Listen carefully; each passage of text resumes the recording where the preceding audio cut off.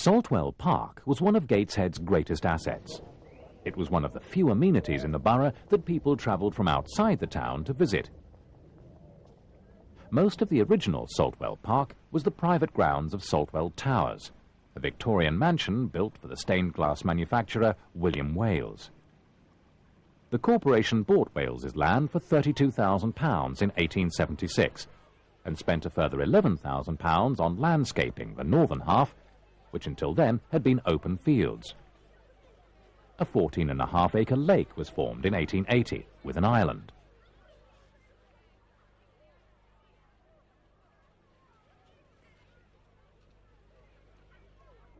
In the summer of 1944, Saltwell Park was the main venue in Gateshead for Holidays at Home. The first part of the film shows the great variety of events which took place in the park that wartime June over 50 years ago. People seemed content with these simple and harmless pleasures. For the children, there was boating on the lake, pony riding, people had been asked to lend their ponies, Punch and Judy, and foot races of all kinds.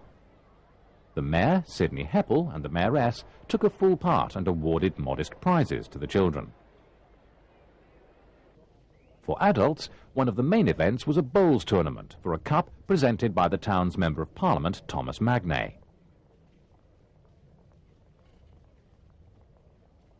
The fairground showman J.G. Gray paid £300 for the privilege of operating his roundabout and other rides, but was forbidden to use a game called Roll 'em In, presumably because it was a game of chance.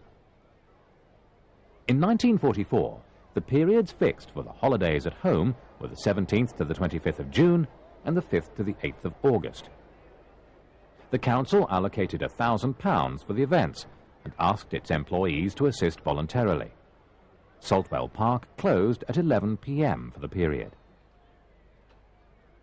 Since 1942, the government had devoted a great deal of effort to persuading people of the virtues of holidays at home. The idea was to discourage people from travelling to the seaside or to other parts of the country, thus putting a burden on an already overstretched railway system.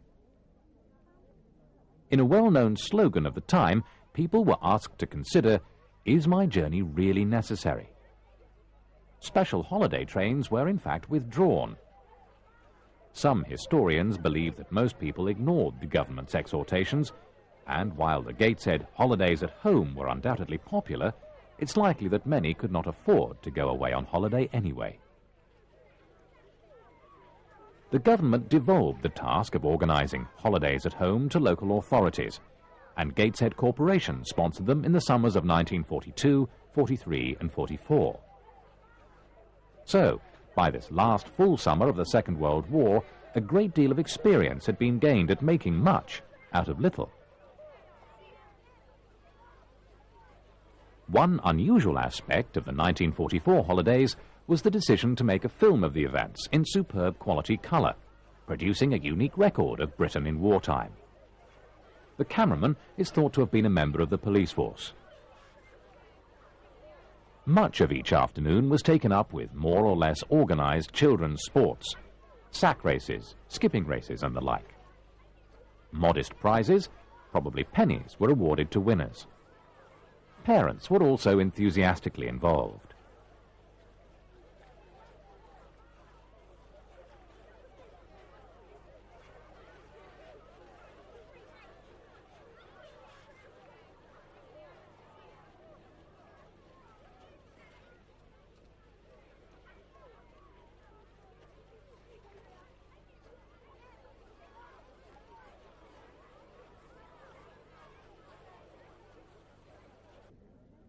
This netball match was between teams from the National Fire Service F Division and the ATS, the Army's Auxiliary Territorial Service.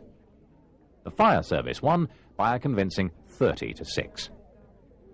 The losers smile bravely for the camera.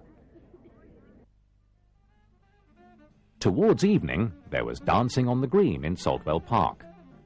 Couples attempted to perform versions of ballroom dancing and barn dancing on the difficult surface.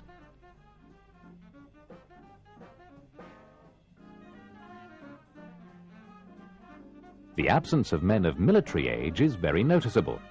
The Allied invasion of the European continent had taken place only a fortnight before. Though some American GIs are present, as is the latest dance sensation, the jitterbug.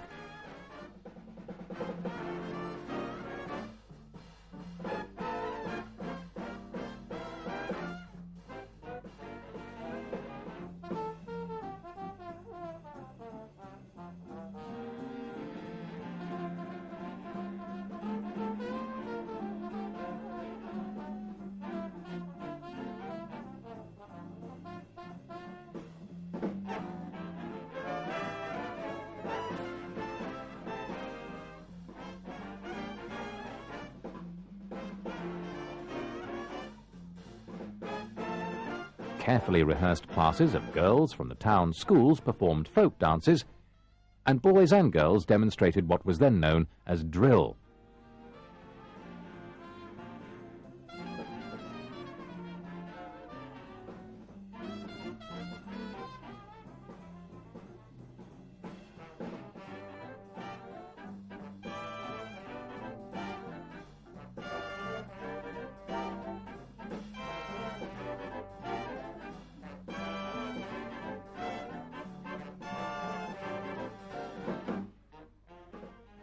While fascinated children watched the traditional Punch and Judy show in the park, many other holidays at home events were taking place throughout the borough.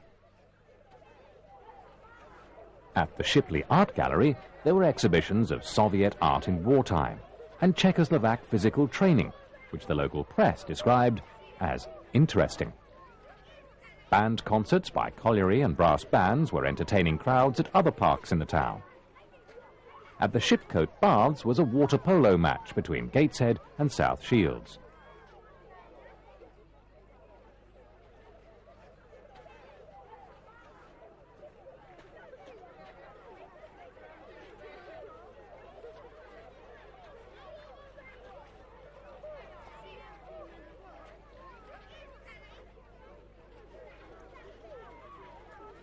Not all events took place in the open air. The new Shipcote Baths were also used for swimming and diving displays, and on this occasion for a bathing beauty competition. The public libraries also hosted holidays at home events, in addition to providing more popular novels.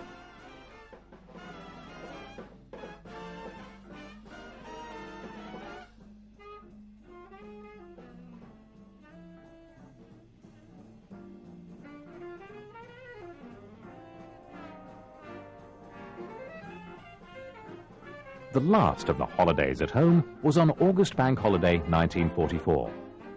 On this occasion, the cameraman recorded the activities later into the evening, as the shadows lengthened on the grass of Saltwell Park. As dusk fell, dancing took over, both for children and adults. By August, many people thought that the war would be over by Christmas, and were trying to get back to a normal routine. The events in the park were losing their appeal. Many more servicemen and women are home on leave than in the earlier film.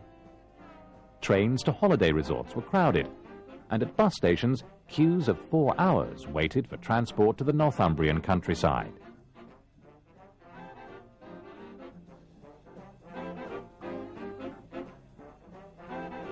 The very enthusiastic uniformed dance orchestra is, unfortunately, unidentified.